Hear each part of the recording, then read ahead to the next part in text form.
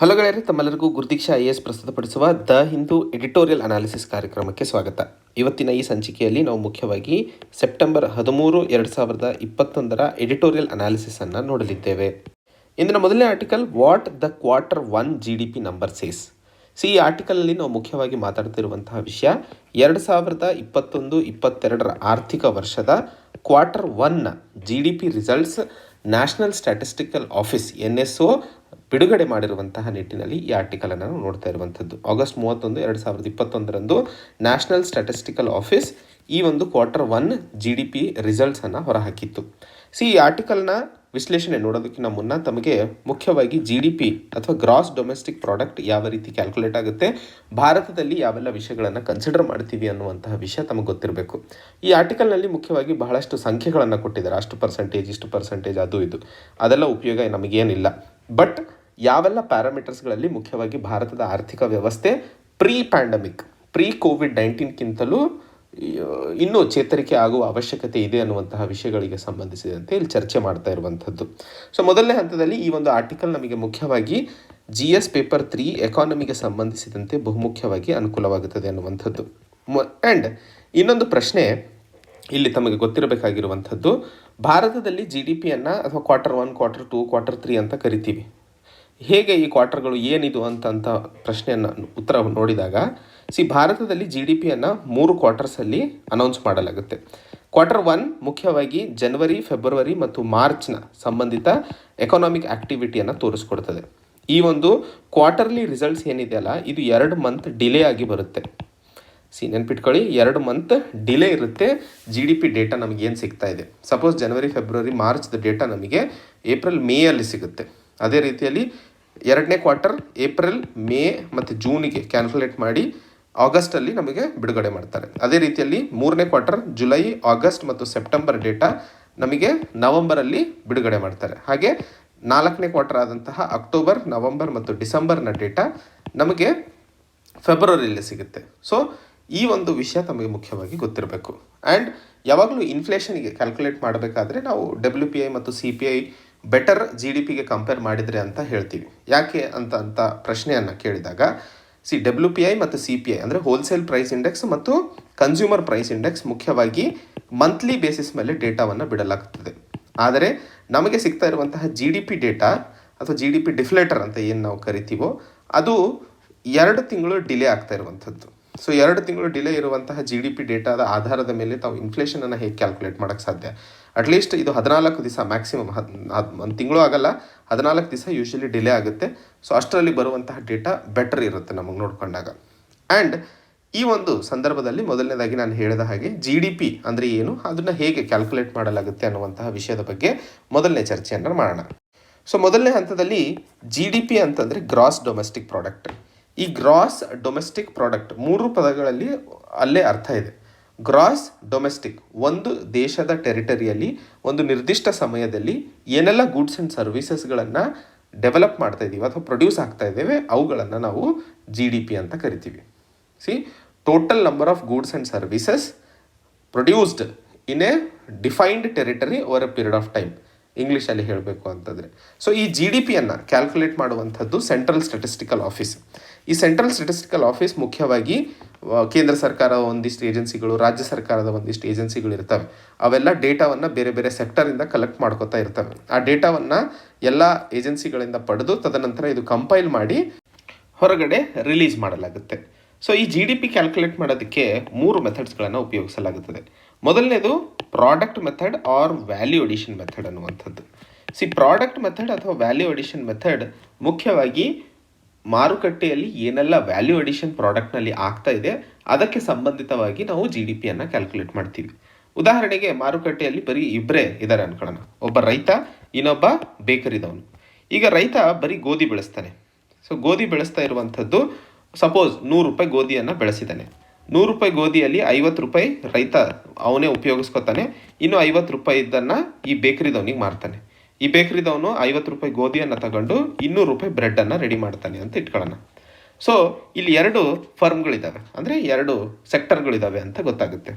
ಮೊದಲನೇದು ಫಾರ್ಮರ್, ಎರಡನೇದು ಬೇಕರಿ. ಈಗ GDP ಅಂದರೆ ಏನು, ನಾನು ಹೇಳಿದೆ ಡೆಫಿನೇಷನ್. ಜಿ ಡಿ ಪಿ ಅಂತಂದರೆ final value of goods and services produced with in the domestic territory of A company with in a specified period of time. So final value of goods and services ಅಂತ ನೋಡಿದಾಗ final value of wheat ಏನು 50 ರೂಪಾಯಿ ಅವರೇ ತಿಂತಿದ್ದಾನೆ ರೈತ, 50 ರೂಪಾಯಿ ಮಾರ್ತಿದ್ದಾನೆ. So final value ರೈತ ಕೊಡ್ತಾ ಇರುವಂಥದ್ದು 50 ರೂಪಾಯಿ. ಹಾಗೆ ಬೇಕರಿದವನು 50 ರೂಪಾಯಿ ಗೋಧಿ ತಗೊಂಡು 200 ರೂಪಾಯಿ ಬ್ರೆಡ್ಡನ್ನು ಮಾರ್ತಿದ್ದಾನೆ. ಸೊ ಫೈನಲ್ ವ್ಯಾಲ್ಯೂ ಬರ್ತಾ ಇರುವಂಥದ್ದು 200 ರೂಪಾಯಿ. ಸೊ ಎರಡನ್ನು ಪ್ಲಸ್ ಮಾಡಿದ್ರೆ ಟೋಟಲ್ ಜಿ ಡಿ ಪಿ 250 ರೂಪಾಯಿ ಆಯಿತು. ಸೊ ಇದು ಜಿ ಡಿ ಪಿ ಕ್ಯಾಲ್ಕುಲೇಟ್ ಮಾಡಿದ್ವಿ. ವ್ಯಾಲ್ಯೂ ಅಡಿಷನ್ ಮೆಥಡಲ್ಲಿ ಮಾತಾಡಬೇಕು ಅಂತಂದರೆ ವ್ಯಾಲ್ಯೂ ಆ್ಯಡೆಡ್ ಬಗ್ಗೆ ನಾವು ಮಾತಾಡ್ತಾ ಇದ್ದೀವಿ. So value added by farmer plus value added by baker ಅಂತ ಕನ್ಸಿಡರ್ ಮಾಡ್ತೀವಿ. ವ್ಯಾಲ್ಯೂ ಫಾರ್ಮರಿಂದ ಆ್ಯಡ್ ಆಗ್ತಾ ಇರುವಂಥದ್ದು 100 ರೂಪಾಯಿದು, ಹೌದಾ? ಯಾಕಂದರೆ ಅವ್ನು 100 ರೂಪಾಯಿದು ಪೂರ್ತಿ ಬೆಳೀತಾ ಇದ್ದಾನೆ. ಸೊ ಅದನ್ನು ಅವನು ಉಪಯೋಗಿಸ್ಕೊಂತಿದ್ದಾನೆ, ಮಾರುಕಟ್ಟೆಗೂ ಕೊಡ್ತಿದ್ದಾನೆ. ಬಟ್ ಮಾರುಕಟ್ಟೆಯಲ್ಲಿ ಒಟ್ಟು 100 ರೂಪಾಯಿ ಗೋಧಿ ಅವನು ಮಾರುಕಟ್ಟೆಗೆ ತರ್ತಿರುವಂಥದ್ದು. ಸೊ ಇದು ವ್ಯಾಲ್ಯೂ ಆ್ಯಡೆಡ್ ಆಗುತ್ತೆ. ಅದ್ರ ಜೊತೆಯಲ್ಲಿ ಬೇಕರ್ ಅಥವಾ ಬೇಕರಿದವನು ವ್ಯಾಲ್ಯೂ ಆ್ಯಡ್ ಮಾಡ್ತಿರುವಂಥದ್ದು ಎಷ್ಟು? 200 ರೂಪಾಯಿಯಲ್ಲಿ 50 ರೂಪಾಯಿ ಅವನು ಗೋಧಿಗಾಗಲಿ ಕೊಟ್ಟಿದ್ದಾನೆ. ಸೊ ಅದಕ್ಕೋಸ್ಕರ ಇದು 150 ಆಗುತ್ತೆ. ಸೊ 100 + 150 ಅಂತಂದರೆ 250. ತಾವು ಜಿ ಡಿ ಪಿಯನ್ನು ಫೈನಲ್ ವ್ಯಾಲ್ಯೂ ತಗೊಂಡ್ರೂ 250 ರೂಪಾಯಿನೇ ಬರ್ತಿದೆ, ವ್ಯಾಲ್ಯೂ ಅಡಿಷನ್ ಮೆಥಡ್ ತಗೊಂಡ್ರು 250 ರೂಪಾಯಿನೇ ಬರ್ತಿದೆ. ಸೊ ಈ ಒಂದು ನಿಟ್ಟಿನಲ್ಲಿ ಇದು ಮೊದಲನೇ method, product method or value addition method ಅಂತ ಕರಿತೀವಿ ಇದಕ್ಕೆ. ಎರಡನೇ ಮೆಥಡು ಎಕ್ಸ್ಪೆಂಡಿಚರ್ ಮೆಥಡ್ ಅನ್ನುವಂಥದ್ದು. ಎರಡನೇ ಹಂತದಲ್ಲಿ ನಾನು ಹೇಳಿದ ಹಾಗೆ ಎಕ್ಸ್ಪೆಂಡಿಚರ್ ಮೆಥಡ್. ಎಕ್ಸ್ಪೆಂಡಿಚರ್ ಮೆಥಡಲ್ಲಿ ನಾವು ಕ್ಯಾಲ್ಕುಲೇಟ್ ಮಾಡುವಂತಹ ರೀತಿ ಮುಖ್ಯವಾಗಿ 4 ಸೆಕ್ಟರ್ಗಳು. ಉದಾಹರಣೆಗೆ ಹೌಸ್ ಹೋಲ್ಡ್ ಸೆಕ್ಟರ್ ಇದೆ, ನೆಕ್ಸ್ಟ್ ಗವರ್ಮೆಂಟ್ ಸೆಕ್ಟರ್ ಇದೆ, ಹಾಗೂ ಪ್ರೈವೇಟ್ ಸೆಕ್ಟರ್ ಇದೆ, ಅದ್ರ ಜೊತೆಯಲ್ಲಿ ಫಾರಿನ್ ಅಥವಾ ಎಕ್ಸ್ಪೋರ್ಟ್ಸ್ ಅಥವಾ ಎಕ್ಸ್ಟರ್ನಲ್ ಸೆಕ್ಟರ್ ಅಂತ ಕರಿತೀವಿ. ಸೊ ಈ 4 ಸೆಕ್ಟರ್ಗಳು ಮುಖ್ಯವಾಗಿ ಮಾಡ್ತಾ ಇರುವಂತಹ ಖರ್ಚುಗಳನ್ನು ಅಥವಾ ಅವರು ಮಾಡ್ತಾ ಇರುವಂತಹ ಪರ್ಚೇಸಸ್ಗಳನ್ನು ಆಧಾರದ ಮೇಲೆ ನಾವು ಎಕ್ಸ್ಪೆಂಡಿಚರ್ ಮೆಥಡ್ ಮೇಲೆ ಜಿ ಡಿ ಪಿಯನ್ನು ಕ್ಯಾಲ್ಕುಲೇಟ್ ಮಾಡ್ತೀವಿ. ಉದಾಹರಣೆಗೆ ಹೌಸ್ ಹೋಲ್ಡ್ ಮನೆಗಳು ಖರ್ಚು ಮಾಡುವಂಥದ್ದು ಯೂಶಲಿ ದಿನಸೆ ಸಾಮಾನು ಮೇಲೆ, ಬೇಕರಿ ಮೇಲೆ, ಇದ್ರ ಮೇಲೆ ಖರ್ಚು ಮಾಡ್ತಾರೆ. ಸೊ ಇದರಿಂದ ಬರುವಂಥದ್ದು ಮುಖ್ಯವಾಗಿ ನಾವು ಕನ್ಸಂಪ್ಷನ್ ಎಕ್ಸ್ಪೆಂಡಿಚರ್ ಅಂತ ಹಾಕೋತೀವಿ, ಅದನ್ನು ಸಿ ಅಂತ ಹಾಕೊಳ್ಳೋಣ. ಗವರ್ಮೆಂಟ್ ಖರ್ಚು ಮಾಡುವಂಥದ್ದು ಜಿ ಅಂತ ಹಾಕೋಣ. ಗವರ್ಮೆಂಟ್ ಸಬ್ಸಿಡಿಗಳನ್ನು ಕೊಡುತ್ತೆ, ಫರ್ಟಿಲೈಸರ್ಗಳನ್ನು ಕೊಡುತ್ತೆ, ಯಾವುದೋ ಮೊನ್ನೆ ಹೇಳಿದೆ ಪ್ರೊಡಕ್ಷನ್ ಲಿಂಕ್ಡ್ ಇನ್ಸೆಂಟಿವ್ ಸ್ಕೀಮ್ ಇದೆ, ಪ್ರೊಡಕ್ಷನ್ಗೆ ಸಂಬಂಧಿತವಾಗಿ ಸಹಾಯ ಮಾಡುತ್ತೆ. ಸೊ ಅವೆಲ್ಲ ಇನ್ವೆಸ್ಟ್ಮೆಂಟ್ ಕೆಳಗಡೆ ಬರ್ತಾವೆ. ಪ್ರೈವೇಟ್ ಮುಖ್ಯವಾಗಿ ಪ್ಲ್ಯಾಂಟ್ಸ್ಗಳನ್ನು, ಯಾವುದೋ ಕ್ಯಾಪಿಟಲ್ ಗೂಡ್ಸು, ಇಂಡಸ್ಟ್ರಿ ಹಾಕಿದೆ ಅಥವಾ ಲಾರಿಗಳನ್ನು ಖರೀದಿ ಮಾಡಿದೆ ಅಥವಾ ಸ್ಟೀಲನ್ನು ಪರ್ಚೇಸ್ ಮಾಡಿಬಿಟ್ಟು ಅದರಿಂದ ಬೇರೆ ಪ್ರಾಡಕ್ಟ್ಸ್ಗಳನ್ನು ತಯಾರಿ ಮಾಡಿದೆ, ಹೀಗೆ ಬೇರೆ ಬೇರೆ ಇಂಡಸ್ಟ್ರಿಗಳಿರ್ತವೆ. ಸೊ ಪ್ರೈವೇಟ್ ಇಂಡಸ್ಟ್ರಿಗಳದ್ದು ಇನ್ವೆಸ್ಟ್ಮೆಂಟ್ ಐ ಅಂತ ಹಾಕೊಳ್ಳೋಣ. ಎಕ್ಸ್ಟರ್ನಲ್ ಸೆಕ್ಟರಲ್ಲಿ ಮುಖ್ಯವಾಗಿ ಆಮದು ಮತ್ತು ರಫ್ತು ಎರಡೂ ಇರ್ತವೆ. ಸೊ ಆಮದು ಮತ್ತು ರಫ್ತು ಇದ್ದಾಗ ಎಕ್ಸ್ಪೋರ್ಟ್ಸ್ ಮತ್ತು ಇಂಪೋರ್ಟ್ಸನ್ನು ಮೈನಸ್ ಮಾಡಬೇಕಾಗುತ್ತೆ. ಸೊ ಅದನ್ನು ನಾವು ಎಕ್ಸ್ ಮೈನಸ್ ಎಮ್ ಅಂತ ಹಾಕೊಳ್ಳೋಣ. ಸೊ ಈ ಸಂದರ್ಭದಲ್ಲಿ ಜಿ ಡಿ ಪಿ ಏನಾಗುತ್ತೆ? Consumption goods plus investment plus government expenditure plus X minus M. So ಇದು ನಾವು ಎಕ್ಸ್ಪೆಂಡಿಚರ್ ಮೆಥಡ್ ಅಂತ ಕರಿತೀವಿ. ಗೊತ್ತಾಯ್ತಲ್ಲ? ನೆಕ್ಸ್ಟ್ ಮೂರನೇದು ಇನ್ಕಮ್ ಮೆಥಡ್. ಇನ್ಕಮ್ ಅಂತಂದರೆ ಮುಖ್ಯವಾಗಿ ಆದಾಯವನ್ನು ಏನು ಪಡ್ಕೋತಾ ಇದ್ದೀವಿ ಅದರ ಮೇಲೆ ನಾವು ಇನ್ಕಮ್ ಮೆಥಡನ್ನು ಡಿಸ್ಕಸ್ ಮಾಡ್ತೀವಿ ಅಥವಾ ಕನ್ಸಿಡರ್ ಮಾಡ್ತೀವಿ. ಉದಾಹರಣೆಗೆ ಇಲ್ಲಿ 4 ಫ್ಯಾಕ್ಟರ್ಸ್ ಆಫ್ ಪ್ರೊಡಕ್ಷನ್ ಏನು? ವೇಜಸ್, ರೆಂಟ್, ಇಂಟ್ರೆಸ್ಟ್ ಮತ್ತು ಪ್ರಾಫಿಟ್. ವೇಜಸ್ ಅಂತಂದರೆ ತಿಂಗಳ ಕೊಡುವಂತಹ ಸ್ಯಾಲ್ರಿ, ರೆಂಟ್ ಅಂತಂದರೆ ತಾವು ಏನು ರೆಂಟನ್ನು ತಿಂಗಳ ಪೇ ಮಾಡ್ತೀರ ಅದು, ಇಂಟ್ರೆಸ್ಟ್ ಕೊಡ್ತಾ ಇರುವಂತಹ ಬಡ್ಡಿ, ಪ್ರಾಫಿಟ್ ಮಾಡಿದಂತಹ ವ್ಯವಹಾರದಲ್ಲಿ ಪ್ರಾಫಿಟ್. ಸೊ ಇನ್ಕಮ್ ಮೆಥಡಲ್ಲಿ ಇಂಟ್ರೆಸ್ಟ್, ರೆಂಟ್, ವೇಜಸ್ ಮತ್ತು ಪ್ರಾಫಿಟ್ ಇವು 4 ಇಟ್ಕೋತೀವಿ. ಸೊ ಜಿ ಡಿ ಪಿಯನ್ನು ನಾವು ಇಲ್ಲಿ ಮುಖ್ಯವಾಗಿ ಪ್ರಾಫಿಟ್, ಇಂಟ್ರೆಸ್ಟ್, ರೆಂಟ್ ಮತ್ತು ವೇಜಸನ್ನು ಆ್ಯಡ್ ಮಾಡಿ ಕನ್ಸಿಡರ್ ಮಾಡ್ತೀವಿ. ಸೊ ಹೀಗೆ ನಾವು ಜಿ ಡಿ ಪಿಯನ್ನು ಕ್ಯಾಲ್ಕುಲೇಟ್ ಮಾಡ್ತೀವಿ 3 ಮೆಥಡ್ಸ್ಗಳಲ್ಲಿ. ಇವಾಗ ಭಾರತ ದೇಶದಲ್ಲಿ ಇರುವಂತಹ ಜಿ ಡಿ ಪಿ ಮೆಥಡ್ ಯಾವುದು ಅಂತ ಅಂದಾಗ G D P at factor ಕಾಸ್ಟಲ್ಲಿ ನಾವು ಮೀಡಿಯಾದಲ್ಲಿ ಅಥವಾ ಈ ನ್ಯೂಸ್ ಪೇಪರಲ್ಲಿ ಕೊಟ್ಟಿರುವಂಥದ್ದು G D P at factor cost. ಇಲ್ಲಿ ನಾಮಿನಲ್ ಜಿ ಡಿ ಪಿ ಮತ್ತು ರಿಯಲ್ ಜಿ ಡಿ ಪಿ ಅನ್ನುವಂತಹ 2 ಪದಗಳನ್ನು ಉಪಯೋಗಿಸಲಾಗಿದೆ. ನಾಮಿನಲ್ ಜಿ ಡಿ ಪಿ ಅಂತಂದರೆ ಇವತ್ತು ಇನ್ಫ್ಲೇಷನ್ ಏನಿದೆ ಅದನ್ನೇ ಕನ್ಸಿಡರ್ ಮಾಡ್ಕೊಂಡು ಜಿ ಡಿ ಪಿಯನ್ನು ನಾವು ಕ್ಯಾಲ್ಕುಲೇಟ್ ಮಾಡಿದರೆ ಅದನ್ನು ನಾಮಿನಲ್ ಜಿ ಡಿ ಪಿ ಅಂತ ಕರಿತೀವಿ. ಉದಾಹರಣೆಗೆ ಸಪೋಸ್ 6 ತಿಂಗಳ ಹಿಂದೆ ಬ್ರೆಡ್ಡು 100 ರೂಪಾಯಿ ಇತ್ತು, ಓಕೆನಾ? ಆ ಸಮಯದಲ್ಲಿ ಗೋಧಿ ನಮಗೆ 20 ರೂಪಾಯಿ ಕೆಜಿ ಸಿಗ್ತಿತ್ತು, ಓಕೆನಾ? 6 ತಿಂಗಳ ನಂತರ ಇದೇ ಗೋಧಿ 50 ರೂಪಾಯಿ ಕೆಜಿ ಆಯಿತು ಅಂದರೆ ಆಟೋಮೆಟಿಕಲಿ ಬ್ರೆಡ್ನ ರೇಟು ಸಹ 150 ರೂಪಾಯಿ ಆಗುತ್ತೆ. ಇಲ್ಲಿ ಗೋಧಿಯ ಬೆಲೆ ಜಾಸ್ತಿ ಆಗ್ತಿದೆಯೇ ಹೊರತು ಬ್ರೆಡ್ಡಿನ ಸಂಖ್ಯೆ ಜಾಸ್ತಿ ಆಗ್ತಿಲ್ಲ. ಸೊ ನಾನೇನು ಹೇಳ್ತಿದ್ದೆ, ಜನರಲ್ ಲೆವೆಲ್ ಅಥವಾ ಜನರಲ್ ರೈಸ್ ಇನ್ ಪ್ರೈಸ್ ಅಂತ ಏನು ಕರಿತೀವೋ ಇನ್ಫ್ಲೇಷನ್ ಅನ್ನುವಂಥದ್ದು, ಆ ಇನ್ಫ್ಲೇಷನನ್ನು ಪರಿಗಣನೆಗೆ ತಗೊಳ್ಳದೆ ಜಿ ಡಿ ಪಿಯನ್ನು ಕ್ಯಾಲ್ಕುಲೇಟ್ ಮಾಡಿದರೆ ಅದು ನಾಮಿನಲ್ ಜಿ ಡಿ ಪಿ. ಅದೇ ನಾವು ಇನ್ಫ್ಲೇಷನ್, ಇಲ್ಲಿ ಎಷ್ಟು ಇನ್ಫ್ಲೇಷನ್, 30 ರೂಪಾಯಿ ಇನ್ಫ್ಲೇಷನ್ ಆಗ್ತಾ ಇರೋದನ್ನು ನೋಡ್ತಾ ಇದ್ದೀವಿ. ಸೊ ನಾವು ಮುಖ್ಯವಾಗಿ ಈ ಒಂದು ಬೇಸ್ ಇಯರ್ನ ಕನ್ಸಿಡರೇಷನಿಗೆ ತಗೊಂಡು ಅದರ ಆಧಾರದ ಮೇಲೆ ಎಷ್ಟು ಪ್ರೊಡಕ್ಷನ್ ಆಗಿದೆ ಅನ್ನುವಂಥದ್ದನ್ನು ತಗೊಳ್ಳುವಂಥದ್ದು real G D P. So real G D ಪಿಯಲ್ಲಿ ನಾವು ಇನ್ಫ್ಲೇಷನನ್ನು ಅಡ್ಜಸ್ಟ್ ಮಾಡ್ತೀವಿ. ಸೊ ಇನ್ಫ್ಲೇಷನ್ ಎಫೆಕ್ಟ್ ಏನಿದೆ ಅದನ್ನು ತೆಗೆದು ಹಾಕ್ತೀವಿ, ಸೊ ದಟ್ ನಮಗೆ ನಿಜವಾಗಿಯೂ ಭಾರತದ ಆರ್ಥಿಕ ಚಟುವಟಿಕೆ ಎಷ್ಟರ ಮಟ್ಟಿಗೆ ಬೆಳೆದಿದೆ ಅನ್ನುವಂಥದ್ದು ಗೊತ್ತಾಗಲಿ ಅನ್ನುವಂಥದ್ದು ಮುಖ್ಯವಾಗಿ ಇಲ್ಲಿ ನಾವು ಅರ್ಥ ಮಾಡ್ಕೋಬೇಕಾಗಿರುವಂಥದ್ದು. So income method, expenditure method ಮತ್ತು ವ್ಯಾಲ್ಯೂ ಅಡಿಷನ್ ಮೆಥಡ್, ಇದ್ರ ಜೊತೆಯಲ್ಲಿ ರಿಯಲ್ ಜಿ ಡಿ ಪಿ ಅಂದ್ರೇನು ಮತ್ತು inflation, nominal G D P ಅಂದರೆ ಏನು ಅನ್ನುವಂಥದ್ದು ಗೊತ್ತಾಯಿತು. ನಾಮಿನಲ್ ಜಿ ಡಿ ಪಿಯಲ್ಲಿ ನಾವು ಇನ್ಫ್ಲೇಷನನ್ನು ಅಡ್ಜಸ್ಟ್ ಮಾಡಲ್ಲ, ಆದರೆ ಬೇರೆ ಇದರಲ್ಲಿ ನಾವು ಇನ್ಫ್ಲೇಷನನ್ನು ಅಡ್ಜಸ್ಟ್ ಮಾಡ್ತೀವಿ ಅನ್ನುವಂಥದ್ದು ತಮಗೆ ಗೊತ್ತಿರಬೇಕು. ಈಗ ಈ ಆರ್ಟಿಕಲಲ್ಲಿ ಹೇಳ್ತಾ ಇರುವಂಥದ್ದು Q1 G D P data ಏನು ರಿಲೀಸ್ ಮಾಡಲಾಯಿತು NSF ಇಂದ, ಅದು ತೋರಿಸ್ತಾ ಇರುವಂಥದ್ದು ರಿಯಲ್ ಜಿ ಡಿ ಪಿ 20.1% ಏರಿಕೆ ಆಗಿದೆ ಅಥವಾ ಗ್ರೋತನ್ನು ಕಂಡಿದೆ 2021-22ರಲ್ಲಿ. ಇದು ಮುಖ್ಯವಾಗಿ ಹಿಂದಿನ ವರ್ಷ ಕಂಪೇರ್ ಮಾಡಿದರೆ ನಾವು ಹೆಚ್ಚಿಗೆ ಆಗ್ತಾ ಇರೋದನ್ನು ಕಾಣ್ತಾ ಇದ್ದೀವಿ. ಬಿಕಾಸ್ ಹಿಂದಿನ ವರ್ಷ 24.4% ಹಿಂಜರಿತವನ್ನು ಕಂಡಿದ್ವಿ 2020-21ರಲ್ಲಿ. ಸೊ ಅದಕ್ಕೆ ಕಂಪೇರ್ ಮಾಡಿದರೆ ನಾವು 2021-20ರಲ್ಲಿ 20.1% ಹೆಚ್ಚಳವನ್ನು ಕಂಡಿದ್ವಿ. ಸೊ ಇಲ್ಲಿ ಮುಖ್ಯವಾಗಿ ಪ್ರಶ್ನೆಯನ್ನು ಕೇಳ್ತಾ ಇರುವಂಥದ್ದು 2019-20 ಆರ್ಥಿಕ ವರ್ಷದಲ್ಲಿ ಇದ್ದಂತಹ ಗ್ರೋತ್ ಭಾರತ ಏನಾದರೂ ಅಥವಾ ಭಾರತದ ಆರ್ಥಿಕ ವ್ಯವಸ್ಥೆ ಕಾಣಬೇಕು ಅಂತಂದರೆ ಏನೆಲ್ಲ ಮಾಡಬೇಕಾಗಿದೆ ಭಾರತ ಮುಂದಿನ 3 ಕ್ವಾರ್ಟರ್ಗಳಲ್ಲಿ. ಯಾಕಂದರೆ ಮುಂದಿನ ಕ್ವಾರ್ಟರ್ಲಂತರೂ 20.1% ನಾವು ಕಂಡ್ವಿ. 2019-20ರಲ್ಲಿ ನಮ್ಮ ಜಿ ಡಿ ಪಿ ಫೋರ್ಕಾಸ್ಟ್ ಹೇಳ್ತಾ ಇದ್ದಿದ್ದು 9.5% ಭಾರತದ ಆರ್ಥಿಕ ವ್ಯವಸ್ಥೆ ಬೆಳೆಯುತ್ತೆ ಅಂತ.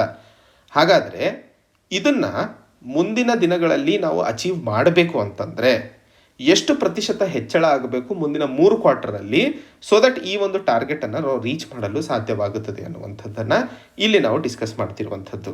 ಸೊ ನಿಮಗೆ ಕಾನ್ಸೆಪ್ಟ್ ಅರ್ಥ ಆಗಿದೆ ಅನ್ಕೋತೀನಿ. Q1ನಲ್ಲಿ ನಾವು ಮಾಡಿದಂತಹ ಪ್ರಾಫಿಟ್ ಅಥವಾ ಗ್ರೋತ್ ಏನು 20.1%. 2019-20ರಲ್ಲಿ ಜಿ ಡಿ ಪಿ ಬೆಳೆದಿದ್ದು 9.5% ಅನ್ನುವಂಥದ್ದು ತೋರಿಸಲಾಗ್ತಿತ್ತು. ಈಗ ಎಷ್ಟು ಪ್ರತಿಶತ ಹೆಚ್ಚಳ ಆಗಬೇಕು ಮುಂದಿನ 3 ಕ್ವಾರ್ಟರ್ಗಳಲ್ಲಿ, Q2, Q3, Q4ರಲ್ಲಿ, ಸೊ ದಟ್ ನಾವು 2019-20ರಲ್ಲಿ ಕಂಡಂತಹ ಆರ್ಥಿಕ ಬೆಳವಣಿಗೆಯನ್ನು ಕಾಣ್ತೀವಿ ಅನ್ನುವಂಥದ್ದನ್ನು ಹೇಳ್ತಾ ಇರುವಂಥದ್ದು. ಇಲ್ಲಿ ಉತ್ತರ ಕೊಡ್ತಾ ಇರುವಂಥದ್ದು ಮುಂದಿನ 3 ಕ್ವಾರ್ಟರ್ಗಳಲ್ಲಿ ಏನಾದರೂ ನಾವು 6.8% ಆವರೇಜ್ ಗ್ರೋತನ್ನು ಕಂಡಿದ್ದಲ್ಲಿ, ಆವರೇಜ್ ಗ್ರೋತ್ 6.8% ಬಂದಿದ್ದಲ್ಲಿ ನಾವು ಈ ಟಾರ್ಗೆಟನ್ನು ರೀಚ್ ಮಾಡಲು ಸಾಧ್ಯವಾಗುತ್ತದೆ ಅನ್ನುವಂಥದ್ದನ್ನು ಇಲ್ಲಿ ಹೇಳ್ತಾ ಇರುವಂಥದ್ದು. ಸೊ ಜಿ ಡಿ ಪಿಯಲ್ಲಿ ಯಾವ್ಯಾವ ಸೆಗ್ಮೆಂಟ್ಗಳಲ್ಲಿ ಭಾರತ ಉತ್ತಮವಾದ ಪರ್ಫಾರ್ಮೆನ್ಸನ್ನು ಮಾಡೋ ಅವಶ್ಯಕತೆ ಇದೆ. ಮೊದಲನೇದು private final consumption expenditure. So consumption expenditure ಅಂತಂದರೆ ನಾವು ಮುಖ್ಯವಾಗಿ ಎಕ್ಸ್ಪೆಂಡಿಚರ್ ಮೆಥಡ್ ಮೇಲೆ ಕನ್ಸಂಪ್ಷನ್ ಎಲ್ಲಿ ನಾವು ಕ್ಯಾಲ್ಕುಲೇಟ್ ಮಾಡ್ತೀವಿ, C+I+G+X-M ಎಕ್ಸ್ಪೆಂಡಿಚರ್ ಮೆಥಡಲ್ಲಿ ತಮಗೆ ನೆನಪಿದೆ. ಸೊ ಕನ್ಸಂಪ್ಷನನ್ನು ಹೆಚ್ಚಿಸುವ ಅವಶ್ಯಕತೆ ಇದೆ ಅಂತ ಹೇಳ್ತಾ ಇದ್ದಾರೆ ಒಂದು ಕಡೆಗೆ. ಎರಡನೇ ಕಡೆಗೆ ಡಿಮಾಂಡ್ ಸೈಡ್ ಮಾತಾಡಿದಾಗ ಪ್ರೈವೇಟ್ ಇನ್ವೆಸ್ಟ್ಮೆಂಟ್ ಸಹ ಜಾಸ್ತಿ ಆಗುವ ಅವಶ್ಯಕತೆ ಇದೆ, ಎಕ್ಸ್ಪೋರ್ಟ್ಸು ಸಹ ಪಾಸಿಟಿವ್ ಆಗಿ ಬೆಳೆಯುವ ಅವಶ್ಯಕತೆ ಇದೆ, ಬಟ್ ಇನ್ವೆಸ್ಟ್ಮೆಂಟ್ ಇನ್ನೂ ಜಾಸ್ತಿ ಆಗುವ ಅವಶ್ಯಕತೆ ಇದೆ ಅನ್ನುವಂಥದ್ದು. ಎರಡನೇ ಹಂತದಲ್ಲಿ ಗವರ್ಮೆಂಟ್ ಮುಖ್ಯವಾಗಿ ಫಿಸ್ಕಲ್ ಡೆಫಿಸಿಟ್ ಆಧಾರದ ಮೇಲೆ ಡಿಸೈಡ್ ಮಾಡುತ್ತೆ ಎಷ್ಟು ಖರ್ಚು ಮಾಡಬಹುದು ಅನ್ನುವಂಥದ್ದು. ಫಿಸ್ಕಲ್ ಡೆಫಿಸಿಟ್ ಅಂದರೆ ಏನು? ಫಿಸ್ಕಲ್ ಡೆಫಿಸಿಟ್ ಅಂತಂದರೆ ಎಷ್ಟು ರೆವೆನ್ಯೂ ಇದೆ, ಎಕ್ಸ್ಪೆಂಡಿಚರ್ ಇದೆ ಭಾರತ ಸರ್ಕಾರದ್ದು, ಅದು ಪಾಸಿಟಿವ್ ಇದೆಯಾ ನೆಗೆಟಿವ್ ಇದೆಯಾ ಅನ್ನುವಂಥದ್ರ ಮೇಲೆ ನಾವು ಡಿಸೈಡ್ ಮಾಡ್ತೀವಿ. ಫಿಸ್ಕಲ್ ಡೆಫಿಸಿಟ್ ನಾವು ಯಾವಾಗಲೂ ನೆಗೆಟಿವಲ್ಲೇ ಇರ್ತೀವಿ, ಪಾಸಿಟಿವ್ ಯಾವತ್ತೂ ಹೋಗಲ್ಲ. ಸೊ ಅದರದ್ದು ಪರ್ಸೆಂಟೇಜ್ ನೋಡ್ಕೊಂಡಾಗ ಭಾರತದ ಆರ್ಥಿಕ ವ್ಯವಸ್ಥೆ ಈಗ ಒಂದು ನಾರ್ಮಲ್ ಆಗಿದೆ. ಸೊ ಗವರ್ಮೆಂಟ್ ಸ್ಪೆಂಡಿಂಗು ಇನ್ನೂ ಜಾಸ್ತಿ ಮಾಡುವ ಅವಶ್ಯಕತೆ ಇದೆ ಅನ್ನುವಂಥದ್ದು. ಆ್ಯಂಡ್ ಎಕ್ಸ್ಪೋರ್ಟ್ ಕ್ಷೇತ್ರದಲ್ಲೂ ಸಹ ಹೆಚ್ಚಿನ ಬದಲಾವಣೆಗಳನ್ನು ಮಾಡುವ ಅವಶ್ಯಕತೆ ಇದೆ. ಉದಾಹರಣೆಗೆ ಟ್ರೇಡ್ ಆಯಿತು, ಟ್ರಾನ್ಸ್ಪೋರ್ಟ್ ಆಯಿತು, ಸ್ಟೋರೇಜ್ ಆಯಿತು, ಈ ಕೀ ಸೆಕ್ಟರ್ಗಳಲ್ಲಿ ಹೆಚ್ಚಿನ ಇಂಪ್ರೂವ್ಮೆಂಟ್ಸ್ ತೋರಿಸಿದಾಗ ನಾವು ಅಂದ್ಕೊಂಡಂಗೆ 6.8% ಆವ್ರೇಜ್ ಗ್ರೋತನ್ನು ಕಾಣಲು ಸಾಧ್ಯವಾಗುತ್ತದೆ ಅನ್ನುವಂತಹ ವಿಷಯವನ್ನು ಇಲ್ಲಿ ಒಟ್ಟಾರೆ ಮಾತಾಡ್ತಾ ಇರುವಂಥದ್ದು. ಸೊ ಈ ಫಾರ್ಮುಲಾ ನೋಡ್ಕೊಂಡಾಗ ನಾವು ಮಾತಾಡಬೇಕಾಗಿರುವಂಥದ್ದು ಮುಖ್ಯವಾಗಿ ಮುಂದಿನ 3 ಕ್ವಾರ್ಟರಲ್ಲಿ 6.8% ಗ್ರೋತನ್ನು ಹೇಗೆ ಸಾಧಿಸಲು ಸಾಧ್ಯವಿದೆ ಅನ್ನುವಂತಹ ವಿಷಯದ ಬಗ್ಗೆ. ಮುಂದಿನ article A selective nuclear policy. ಈ ಆರ್ಟಿಕಲಲ್ಲಿ ನಾವು ಮಾತಾಡ್ತಿರುವಂತಹ ವಿಷಯ ಮುಖ್ಯವಾಗಿ ನಾರ್ತ್ ಕೊರಿಯಾ ತನ್ನ ಅತಿ ದೊಡ್ಡ ಮೆಟೀರಿಯಲ್ ಪ್ರೊಡಕ್ಷನ್ ಅಥವಾ ಫಿಸೈಲ್ ಮೆಟೀರಿಯಲ್ ಪ್ರೊಡಕ್ಷನ್ ರಿಯಾಕ್ಟರನ್ನು ಆಪರೇಷನ್ ಮಾಡಿದೆ, ಮತ್ತೆ ಶುರು ಮಾಡಿದೆ. ಡಿಸೆಂಬರ್ 2018ರಲ್ಲಿ ಈ ಒಂದು ಪ್ಲ್ಯಾಂಟನ್ನು, ನ್ಯೂಕ್ಲಿಯರ್ ಪ್ಲ್ಯಾಂಟನ್ನು ಮುಚ್ಚಿ ಹಾಕಲಾಗಿತ್ತು US ಜೊತೆ ನೆಗೋಷಿಯೇಟ್ ಮಾಡಿಕೊಂಡು ಸ್ಯಾಂಕ್ಷನ್ಸನ್ನು ತೆಗೆದುಹಾಕಿದಂತಹ ಸಂದರ್ಭದಲ್ಲಿ. ಬಟ್ ಈಗ ಮತ್ತೆ ಇದನ್ನು ಶುರು ಮಾಡ್ತಾ ಇರುವಂಥದ್ದು ಇವತ್ತು ಈ ಒಂದು ಚರ್ಚೆಗೆ ಕಾರಣವಾಗ್ತಾ ಇರುವಂಥದ್ದು. ನಾರ್ತ್ ಕೊರಿಯಾದ ಬಗ್ಗೆ ಮಾತಾಡಬೇಕು ಅಂತಂದರೆ ಮುಖ್ಯವಾಗಿ ತನ್ನ ನ್ಯೂಕ್ಲಿಯರ್ ಸ್ಟ್ರಾಟಜಿ ಮೇಲೇ ಆ್ಯಕ್ಚುಲಿ ಅಥವಾ ನ್ಯೂಕ್ಲಿಯರ್ ಪಾಲಿಸಿ ಮೇಲೇ ತನ್ನ ಗೇಮನ್ನು ಆಡುವಂಥದ್ದು. ಯಾವಾಗಲೂ ನ್ಯೂಕ್ಲಿಯರ್ ಟ್ರೀಟಿಗೆ ಸಂಬಂಧಿಸಿದಂತೆ ಅಥವಾ ನ್ಯೂಕ್ಲಿಯರ್ ವೆಪನ್ಸಿಗೆ ಸಂಬಂಧಿಸಿದಂತೆ ಅಂತಾರಾಷ್ಟ್ರೀಯ ಮಟ್ಟದಲ್ಲಿ ಎಷ್ಟೋ ಕಾನೂನುಗಳು ಯುನೈಟೆಡ್ ನೇಷನ್ಸ್ ಕಡೆಯಿಂದಲೂ ಹಾಗೂ ರಾಷ್ಟ್ರಗಳಿಂದಲೂ ಪ್ರೆಷರ್ ಹಾಕುವಂತಹ ಪ್ರಯತ್ನಗಳು ನಡೀತಾನೆ ಇದ್ದಾವೆ. ಬಟ್ ಯಾವುದಾದ್ರೂ ಒಂದು ರೀತಿಯಲ್ಲಿ ಈ ಒಂದು ರಿಲೇಷನ್ಶಿಪ್ ಸರಿ ಹೋಗಲು ಸಾಧ್ಯವಾಗ್ತಾನೇ ಇಲ್ಲ. ಮುಖ್ಯವಾಗಿ ಇದನ್ನು ನ್ಯೂಕ್ಲಿಯರ್ ಮೆಟೀರಿಯಲನ್ನು ಉಪಯೋಗಿಸುವಂಥದ್ದು ಅಥವಾ ನ್ಯೂಕ್ಲಿಯರ್ ಪ್ಲ್ಯಾಂಟನ್ನು ಉಪಯೋಗಿಸೋದು ಏನು ಸಮಸ್ಯೆ ಇಲ್ಲ. ನ್ಯೂಕ್ಲಿಯರ್ ಪ್ಲ್ಯಾಂಟನ್ನು ಉಪಯೋಗಿಸಿ ಅದರಿಂದ ಬರುವಂತಹ ಮೆಟೀರಿಯಲನ್ನು ಅಟೋಮಿಕ್ ಬಾಂಬ್ಗಳ ಬಳಕೆಗೆ ಮಾಡಿದ್ದಲ್ಲಿ ಅಲ್ಲಿ ಕನ್ಫ್ಯೂಷನ್ಗಳು ಹುಟ್ಕೊತವೆ ಅನ್ನುವಂಥದ್ದು.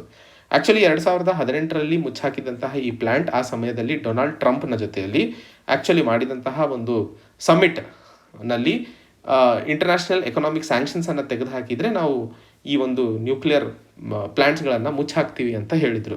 ಬಟ್ ಈಗ ಮತ್ತೆ ಯಾಕೆ ಶುರು ಮಾಡ್ತಿದೆ ಅನ್ನುವಂತಹ ಕನ್ಫ್ಯೂಷನ್ಸ್ಗಳು ಜಾಸ್ತಿ ಆಗ್ತಾ ಇರುವಂಥದ್ದು. ಸರಿ ಬಿಡಿ, ಇಂಟರ್ನ್ಯಾಷನಲ್ ಅಟೋಮಿಕ್ ಎನರ್ಜಿ ಏಜೆನ್ಸಿದವರು ಹೋಗಿ ಅಲ್ಲಿ ಏನಾದರೂ ಇನ್ಸ್ಪೆಕ್ಷನ್ ಮಾಡಿ ಕಂಡು ಹಿಡಿಯೋಣ ಅಂತಂದರೆ ಆ್ಯಕ್ಚುಲಿ ನಾರ್ತ್ ಕೊರಿಯಾದವರು ಅವ್ರ ಮೆಟೀರಿಯಲನ್ನು ಬೇರೆ ಅನ್ಡಿಸ್ಕ್ಲೋಸ್ಡ್ ಲೊಕೇಶನ್ಸಿಗಾಗಲೇ ಶಿಫ್ಟ್ ಮಾಡಿಕೊಂಡು ಸ್ಟೋರೇಜ್ ಮಾಡ್ಕೊಂಡ್ಬಿಟ್ಟಿದ್ದಾರೆ. ಸೊ ಅದು ಸಹ ಅಷ್ಟರ ಮಟ್ಟಿಗೆ ಉಪಯೋಗ ಆಗೋದಿಲ್ಲ. ಆ್ಯಂಡ್ ಮುಂಚೆಯಿಂದಲೂ ಐತಿಹಾಸಿಕವಾಗಿ ನೋಡಿದಾಗ ಯಾವುದಾದ್ರೂ ಸೈಟ್ ಇನ್ಸ್ಪೆಕ್ಷನಿಗೆ ಹೋಗ್ತೀವಿ ಅಂತಂದರೆ ನಾರ್ತ್ ಕೊರಿಯಾ ಅದಕ್ಕೆ ಪರ್ಮಿಷನ್ ಕೊಡಲ್ಲ. ಈ ರೀತಿಯ ಸಂದರ್ಭಗಳು ಬಹಳ ಜಾಸ್ತಿನೇ ನಡೀತಾ ಇದ್ದಾವೆ. ಸೊ ಮುಂದಿನ ದಿನಗಳಲ್ಲಿ ಆ್ಯಕ್ಚುಲಿ ಈಗ ಡೊನಾಲ್ಡ್ ಟ್ರಂಪ್ ಸರ್ಕಾರ ಅಥವಾ ಹಿಂದೆ ಇದ್ದಂತಹ ಬೇರೆ ರಾಷ್ಟ್ರಪತಿಗಳು ಹೋದಂತಹ ಸಂದರ್ಭದಲ್ಲಿ ಇವಾಗ ಮುಂಬರ್ತಾ ಇರುವಂತಹ ಬಿಡನ್ ಸರ್ಕಾರ ಯಾವ ರೀತಿಯಲ್ಲಿ ನಾರ್ತ್ ಕೊರಿಯಾ ಜೊತೆಯಲ್ಲಿ ಡಿಪ್ಲೊಮಸಿಯನ್ನು ಮುಂಸಾಗಿಸಲಿದೆ ಅನ್ನುವಂತಹ ವಿಷಯದ ಬಗ್ಗೆ ಆಲೋಚಿಸುವ ಅವಶ್ಯಕತೆ ಇದೆ. ಇವತ್ತು ನಾವು ನ್ಯೂಕ್ಲಿಯರ್ ಆಂಬಿಷನ್ಸ್ ಬಗ್ಗೆ ಮಾತಾಡ್ತಾ ಇರೋದ್ರಿಂದ ಭಾರತದ ಇತಿಹಾಸವು ನ್ಯೂಕ್ಲಿಯರ್ ಆಂಬಿಷನ್ಸ್ನ ಬಗ್ಗೆ ಒಂದಿಷ್ಟು ಸಂಕ್ಷಿಪ್ತವಾಗಿ ಚರ್ಚೆ ಮಾಡೋದು ಇಲ್ಲಿ ಅನುಕೂಲವಾಗುತ್ತದೆ. ಭಾರತದಲ್ಲಿ ಇವತ್ತು ಸರಿಸುಮಾರು 150 ನ್ಯೂಕ್ಲಿಯರ್ ವೆಪನ್ಗಳಿದ್ದಾವೆ. ಇದನ್ನು ತಯಾರಿ ಮಾಡೋದಕ್ಕೆ ನಾವು ಸುಮಾರು $2.3 ಬಿಲಿಯನ್ ಇನ್ವೆಸ್ಟ್ಮೆಂಟ್ ಅಥವಾ ಆರ್ಥಿಕ ವೆಚ್ಚವನ್ನು ಮಾಡಿದ್ದೀವಿ. ಭಾರತ ಆ್ಯಕ್ಚುಲಿ ನಾನ್ ಪ್ರಾಲಿಫರೇಷನ್ ಟ್ರೀಟಿಗೆ ಸೈನ್ ಮಾಡಿಲ್ಲ, ನಾನ್ ಪ್ರಾಲಿಫರೇಷನ್ ಟ್ರೀಟಿಗೆ ಸೈನ್ ಮಾಡಿಲ್ಲ. ಆ್ಯಂಡ್ ಇದರ ಜೊತೆಯಲ್ಲಿ ಕಂಪ್ರಹೆನ್ಸಿವ್ ನ್ಯೂಕ್ಲಿಯರ್ ಬ್ಯಾನ್ ಟ್ರೀಟಿಗೆ ಸೈನ್ ಮಾಡಿಲ್ಲ. ಇವೆರಡು ಬಹಳ ಇಂಪಾರ್ಟೆಂಟು, ನೆನ್ಪಿಟ್ಕೊಳ್ಳಿ.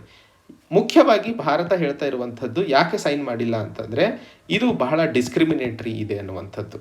ಅಂದರೆ ಭಾರತ ನ್ಯೂಕ್ಲಿಯರ್ ವೆಪನ್ಸನ್ನು ತಯಾರಿ ಮಾಡಿರಲಿಲ್ಲ, ಯಾರು ತಯಾರಿ ಮಾಡ್ಕೊಂಡಿದ್ದಾರೋ ಅವ್ರು ಇಟ್ಕೋತಾರಂತೆ, ಯಾರು ತಯಾರಿ ಮಾಡ್ಕೊಂಡಿಲ್ಲೋ ಅವ್ರು ಮುಂದ್ಮೇಲೆ ತಯಾರಿ ಮಾಡೋ ಹಾಗಿಲ್ಲಂತೆ. ಸೊ ಆ ಒಂದು ವಿಷಯಕ್ಕೆ ಭಾರತ NPT ಆಗಿರಲಿ CTBT ಆಗಿರಲಿ ಸೈನ್ ಮಾಡಿರಲಿಲ್ಲ ಆ್ಯಂಡ್ ಮಾಡಿಲ್ಲ ಇದುವರೆಗೂ. ಸೊ ಇದನ್ನು ಮುಖ್ಯವಾಗಿ ನೆನ್ಪಿಟ್ಕೊಳ್ಳಿ, ಇದು ಒನ್ ವರ್ಡ್ ಸ್ಟೇಟ್ಮೆಂಟ್ ಆಗಿ ಬರಬಹುದು. ಸೊ ಈ ಒಂದು ಡಿಸ್ಕ್ರಿಮಿನೇಟಿವ್ ಪಾಲಿಸಿಯಿಂದಾಗಿ ಭಾರತ ಸೈನ್ ಮಾಡಿರಲಿಲ್ಲ. ಸೊ ಈ NPT ನಾವು ಸೈನ್ ಮಾಡದೇ ಇರೋದಕ್ಕೆ ನಾವು 1967ರಲ್ಲಿ ನ್ಯೂಕ್ಲಿಯರ್ ಪವರನ್ನು ಟೆಸ್ಟ್ ಮಾಡಿದ್ವಿ. ಆದರೂ ಸಹ NPT ಸೈನ್ ಮಾಡಿಲ್ಲ ಅಂತ ಭಾರತವನ್ನು ನ್ಯೂಕ್ಲಿಯರ್ ಸ್ಟೇಟ್ ಅಂತ ಕನ್ಸಿಡರ್ ಮಾಡಿರಲಿಲ್ಲ. ಸೊ ಆ ಒಂದು ಸಂದರ್ಭದಲ್ಲಿ 1977ರ ಪೋಖ್ರಾನ್ ನ್ಯೂಕ್ಲಿಯರ್ ಟೆಸ್ಟ್ ತಮಗೆಲ್ಲ ಗೊತ್ತಿದ್ದರು. ಆ ಒಂದು ಸಂದರ್ಭದಲ್ಲಿ ಯುನೈಟೆಡ್ ಸ್ಟೇಟ್ಸು ಭಾರತದ ಮೇಲೆ ಸ್ಯಾಂಕ್ಷನ್ಸ್ಗಳನ್ನು ಹಾಕಿಬಿಟ್ಟು ನ್ಯೂಕ್ಲಿಯರ್ ಪ್ಲ್ಯಾಂಟ್ ಅಥವಾ ನ್ಯೂಕ್ಲಿಯರ್ ಪವರ್ ಡೆವಲಪ್ಮೆಂಟಿಗೆ ಏನು ಸಪೋರ್ಟ್ ಬೇಕೋ ಅದನ್ನು ಕೊಡಲು ಯಾರೂ ಸಹ ಮುಂದಾಗಿರಲಿಲ್ಲ. ಆ ಒಂದು ಸಂದರ್ಭದಲ್ಲಿ ಭಾರತ ತಾನೇ ನ್ಯೂಕ್ಲಿಯರ್ ಎನರ್ಜಿಯನ್ನು ಎಕ್ಸ್ಪ್ಲೋರ್, ಮೈನಿಂಗ್ ಮತ್ತು ಫ್ಯಾಬ್ರಿಕೇಷನ್, ಹೆವಿ ವಾಟರ್ ಪ್ರೊಡಕ್ಷನನ್ನು ಮಾಡಿಕೊಂಡು ಡೆವಲಪ್ ಮಾಡ್ತೀವಿ ಅನ್ನುವಂತಹ ವಿಷಯಕ್ಕೆ ಮುಂದಾಗಿತ್ತು.